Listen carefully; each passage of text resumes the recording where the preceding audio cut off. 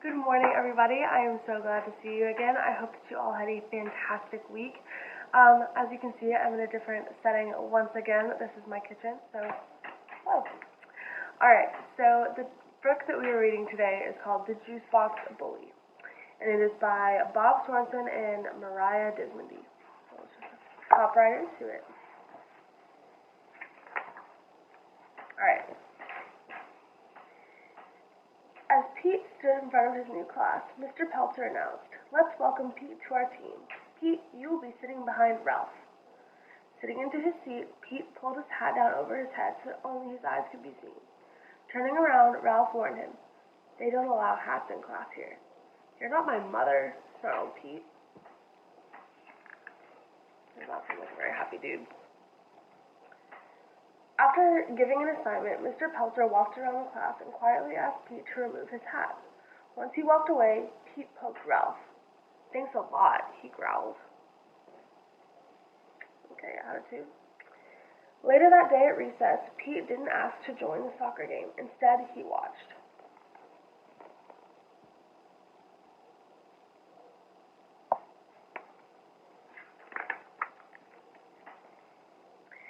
"Hi, Pete," Ralph said. "Do you want to get into the game?"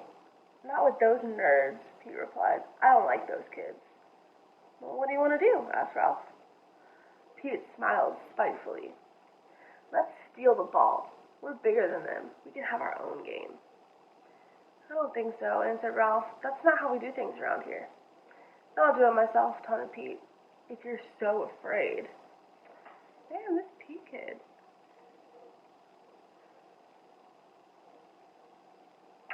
Kind of mean. Pete ran over to the field and yelled, "Pass to me!" When David passed the soccer ball, Pete grabbed it and ran off the field. "What's going on?" shouted David. Pete didn't answer. He ran faster and faster, then turned and waved the ball in the air. At first, the kids just stood there. Then they huddled together before walking over to Pete. Ruby and Lucy led the way.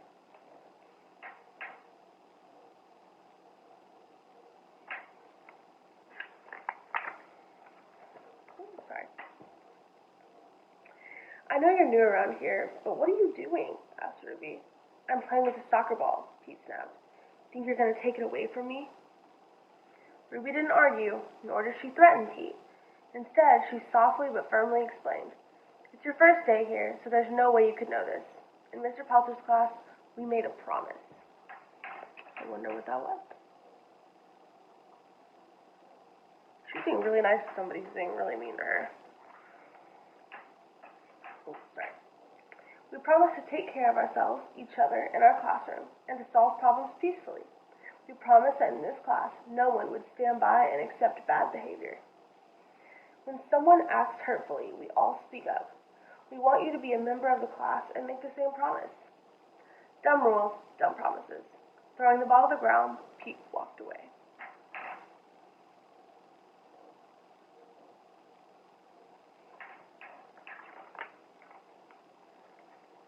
Next day, Pete ate alone. When he finished lunch, the kids raced out of the lunchroom while Pete trailed behind. Ruby ran up to Pete and asked, "Do you want to play soccer today?" "I don't play with nerds." "Okie dokie," Ruby replied. "Hey, Ruby," Pete called after her. Ruby stopped and turned. "Nice shirt," Pete complimented. Then he squirted his juice box right at her. Man, I thought Pete had turned around. I'm upset. Oh.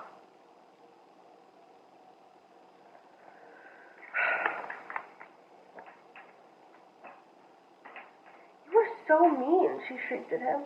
"I'll tell everyone how mean you are. You won't have any friends here." By now, Ralph, David, and some others had come up to them. "Ruby, I won't let you do that," Ralph said clearly. "Remember our promise?" "I don't want to remember the promise. Look what he did. We'll ignore him forever until he leaves this school and goes back to his old school," Ruby demanded. Okay, well now Ruby's getting a little angry.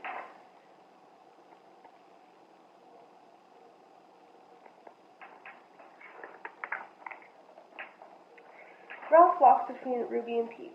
"We're not going to do this, Ruby. I know you're angry. You can tell Mr. Pelzer if you want, but we're not going to let you treat Pete like this, and we won't put up with his bad behavior either." Ruby stomped away, leaving Pete and Ralph behind. No one's ever done that before, Pete said. Why did you stand up for me? I've been in your shoes, and I've learned that being a bully doesn't work.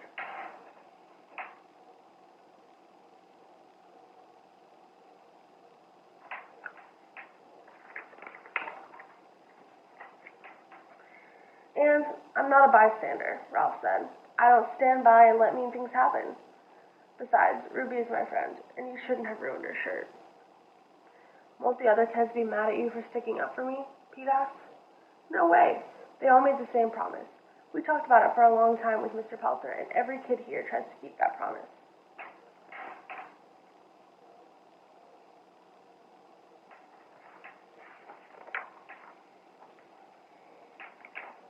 At my old school, I got picked on all the time, Pete said. Everybody just let it happen, so I started to tease kids before they could be mean to me. Ralph replied, We decided that when somebody tries to be a bully, no one will stand by and let it happen. We speak up or we ask for help from an adult, but we won't be bystanders to bad behavior.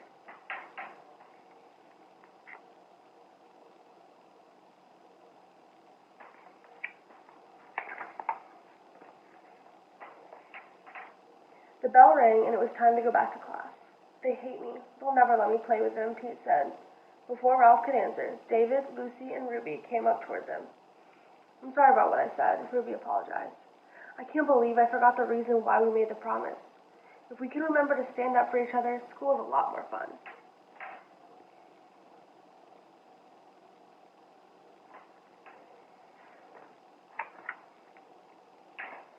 Wow, the kids here are way different than at my other school, Pete said. Maybe I'll give this promise thing a try. Great, let's go talk to Mr. Pelzer, said Ruby.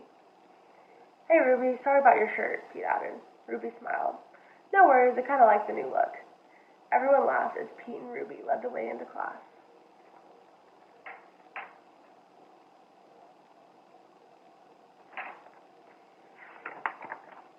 Oh, and that is it. We have a little bit of an excerpt from the back, so let's go ahead and read that too.